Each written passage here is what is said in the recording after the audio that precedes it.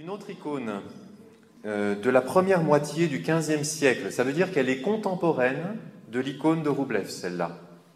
On ne sait pas exactement quelle année, mais elle est contemporaine. Elle se trouve dans l'église Saint-Georges à Novgorod. Donc on voit le Christ au centre, il y a l'icône, il y a l'auréole crucifère, il y a le rouleau, vous connaissez tout ça, maintenant vous êtes des experts pour le déceler. On voit l'arbre, alors c'est vraiment symbolique, il est au-dessus du Christ, mais on s'en fiche que ce soit symbolique, il est là.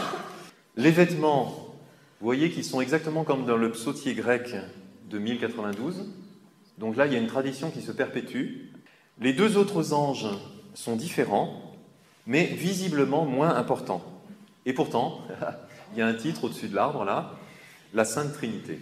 Vous voyez qu'en fait, les peintres se cherchent au cours des générations, ils cherchent, mais ils n'arrivent pas à rendre bien comme il faut, ce grand mystère. Encore une autre, ah oui, alors celle-là c'est juste pour vous perturber un peu plus, c'est une fresque du XIIIe siècle en Anatolie, dans l'église Karikli-Kilisé.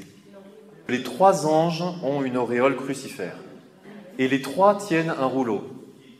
Mais quand même, pour nous rassurer un petit peu, de part et d'autre de l'auréole de l'ange central, il y a les lettres Jesus Christus, Jésus-Christ, voilà, qu'on trouve dans toutes les icônes. Donc c'est bien le Christ au centre, mais il y a les trois qui ont l'auréole crucifère. Ça c'est trop marrant, il fallait que je vous le montre.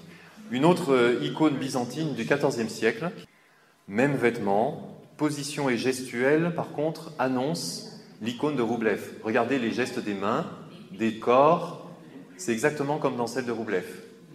Et on est au XIVe siècle. Par contre, alors le décor, c'est assez différent du décor biblique.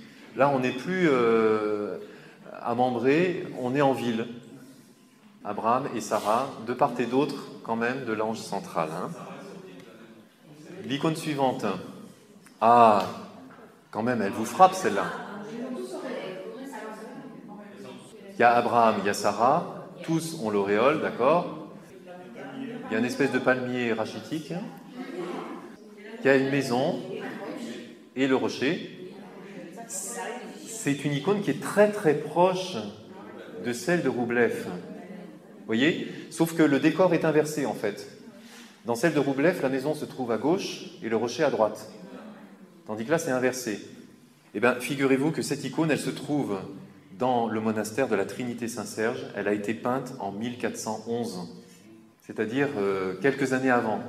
Donc, imaginez Saint-André Roublev qui passe plusieurs années dans ce monastère, forcément, il prie devant cette icône. Vous voyez que ça ne tombe pas du ciel, en fait, son intuition géniale. Mais sauf qu'il manque encore quelque chose et lui, il va être génial. Donc on est très proche. Qu'est-ce que je dis ? Ah oui, l'ange de gauche regarde le spectateur. Tandis que dans l'icône de Roublev, non. Et peut-être aussi celui de droite, mais c'est pas sûr parce que c'est un peu effacé. Tandis que l'ange central regarde celui de gauche. Voilà, et puis une dernière icône que je vais vous montrer, qui est un peu plus ancienne. C'est une icône qui se trouve, c'est un tout petit détail, au-dessus d'un portrait de l'empereur Jean VI, qui a régné de 1347 à 1354 en Russie. Et au-dessus de son portrait, donc, il y a ça. Alors, on voit le Christ au centre, c'est clair, il y a une auréole crucifère. Je ne sais pas si vous le voyez, mais il y a la tête du veau dans le plat.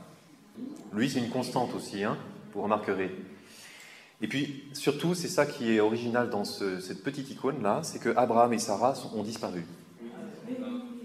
C'est-à-dire que pour la première fois, la représentation de Genèse 18 devient indépendante du texte et commence à avoir une vie propre, indépendamment du texte. D'accord ? Ça va ? Donc, conclusion. On va rester sur cette icône-là. On a vu ces deux interprétations, christologique et trinitaire. Elles ont été un peu en concurrence, avec des essais parfois de les superposer. Mais aucun n'a réussi de façon satisfaisante. Et c'est ça que Roublev va réussir. Vous noterez tout de même que chaque fois qu'un des anges est distingué des autres, il s'agit du Christ, et chaque fois, il est au centre.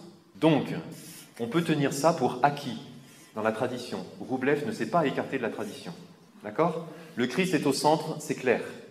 Parce que dans toutes les représentations, c'est comme ça, aussi bien en Occident qu'en Orient. Alors maintenant, on va regarder l'icône de Roublev.